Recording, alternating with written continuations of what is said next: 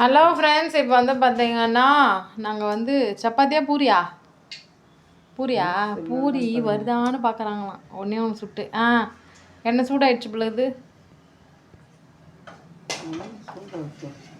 என்னது அது? இதுவா காலிஃப்ளவர் தீஞ்சு போனதா?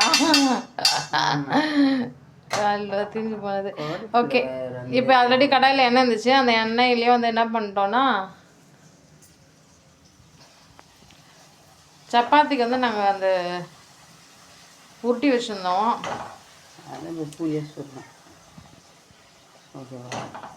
ஸோ அதையே என்ன பண்ணுறாங்கன்னா எண்ணெயில் போட்டு பூரியாக வருதா அப்படின்னு செக் பண்ணலாம் அப்படின்றாங்க. நான் பேட், நல்லா உப்பின்னு தான் வந்துச்சு. ஆக்சுவலி இது ரேஷனில் கொடுத்த கோதுமை.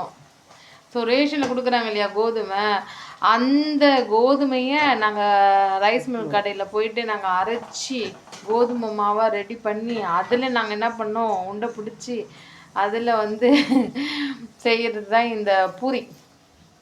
ஸோ இது என்ன பூரினா கோதுமை மாவில் செஞ்ச பூரி. கொஞ்சம் தான் உப்புது, ஃபுல்லாக உப்ப மாட்டேதில்ல, சைட்லலாம் உப்பல, சில 2 இடத்துல மட்டும் உப்பி இருக்கு. பட் நம்ம செய்கிறது பூரி தான், அதை நம்பி சாப்பிட்டு தான் ஆகணும்.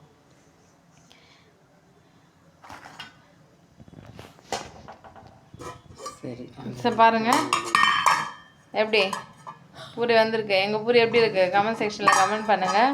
அப்புறம் பாருங்கள், காலிஃப்ளவருக்கு நாங்கள் ஆல்ரெடி கிளறி வச்சுருந்தோம் காலிஃப்ளவர் செய்யலாம்னு சொல்லிட்டு. ஸோ அதை நாங்கள் என்ன பண்ணுறது, எண்ணெய் சூடாகிடுச்சு இல்லையா, ஸோ அந்த சுட எண்ணெயில் காலிஃப்ளவர் போட்டு பொரிச்சு எடுக்க போகிறோம்.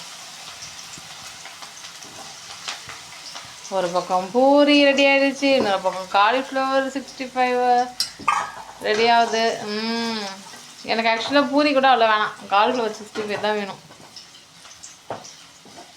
எனக்கு காலிஃப்ளவர் பக்கோடா ரொம்ப பிடிக்கும், காலிஃப்ளவர் 65 பிடிக்கும், காலிஃப்ளவர் மஞ்சூரியன் பிடிக்கும். இது நாங்கள் ஆக்சுவலாக என்னென்னா red colour Kashmiri chilli powder வந்து இதில் போட்டு மிக்ஸ் பண்ணியிருக்கோம். அதனால தான் இது ரொம்ப ரெட்டிஷ்ஷாக அப்படி ரெட் கலரில் தெரியுது பாருங்கள், பார்த்தீங்களா? ஓகே, நம்மளுக்கு பக்கோடா ரெடி ஆகிடுச்சு. இப்போ பாருங்கள் ஃப்ரெண்ட்ஸ், இது நல்லா பக்கோடா ரெடி ஆகிடுச்சு. நம்ம அந்த எண்ணெயிலேருந்து நல்லா இழுத்து ஒரு தட்டில் போட்டுட்டு அதில் அப்படியே பெப்பரை வந்து நல்லா தூவி விட்டுக்கலாம். ஸோ எண்ணெயை நல்லா வடிகட்டி எடுக்கணும், சரிங்களா? இப்போ வந்து நாங்கள் என்ன பண்ணிட்டோம்னா எண்ணெயிலேருந்து எடுத்தாச்சு. இப்போ பெப்பரை தான் தூவுறோம்.